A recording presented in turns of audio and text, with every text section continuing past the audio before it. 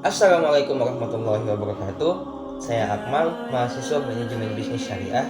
Nah, jadi pada kesempatan kali ini saya akan menjelaskan sedikit tentang apa itu akad mudharabah dan apa itu akad musyarakah.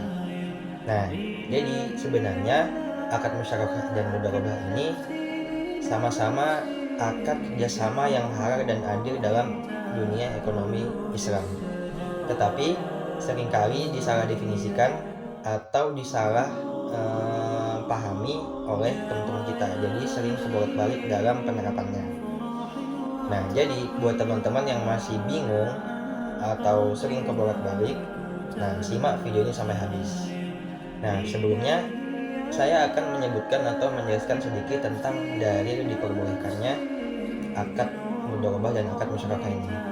Yang pertama, untuk akad mudharabah sendiri dalilnya Quran surah Al-Muzammil ayat 20 yang bunyinya Auzubillahi minasyaitonirrajim wa akharuna yadribuna fil ard yabtaguna min fadlillah.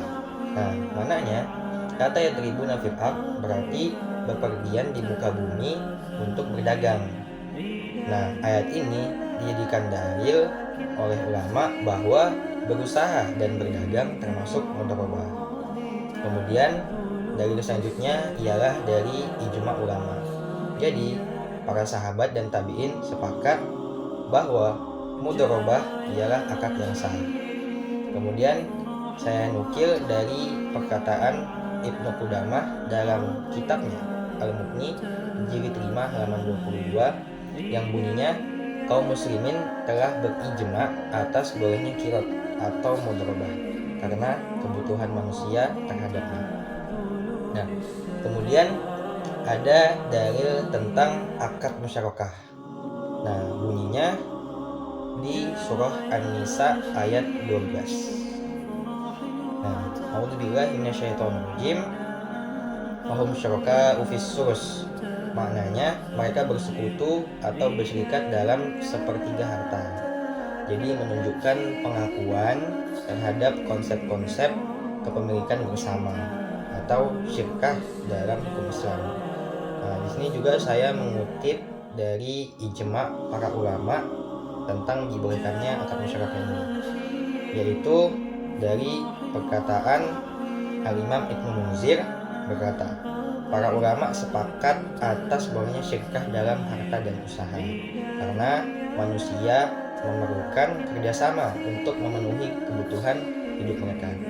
Dari kitab Al-Ijma halaman 92. Nah, jadi itu teman-teman dalil diperbolehkannya dua akad ini. Baiklah, kita lanjut ke penjelasan tentang akad mudharabah dulu. Nah, apa sih akad mudharabah itu?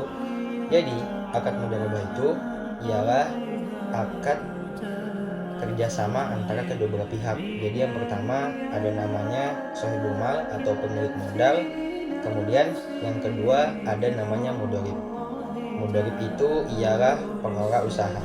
Nah, jadi si pemilik modal ini fokus menyuntikkan modal, kemudian si mudharib fokus untuk mengurus dan mengatur bisnis agar sesuai ekspektasi atau keinginan kedua belah pihak ini. Nah, bagaimana untuk keuntungan dan kerugiannya?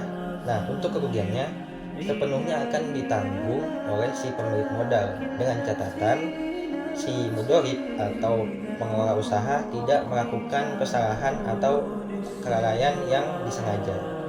Nah, adapun keuntungannya ini dibagi sesuai kesepakatan di awal teman-teman. Jadi bisa saja si pemilik modal ini 60% dan si mudharib ini 40% atau sebaliknya, tergantung kesepakatan teman-teman. Nah, kemudian kita lanjut ke akad musyarakah.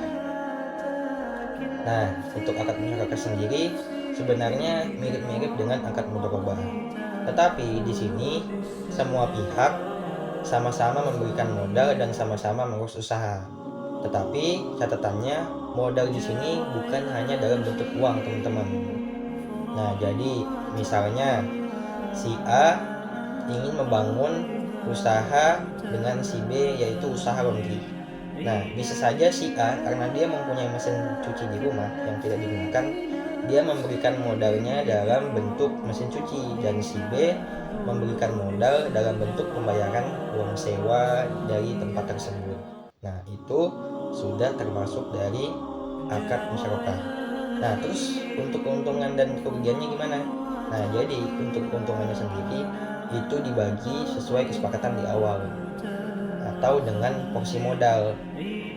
Nah, kalau untuk kerugiannya itu dibagi sesuai dengan porsi modal. Jadi kalau teman-teman memasukkan modal 20%, itu kerugiannya nanti juga ditanggung yaitu 20%.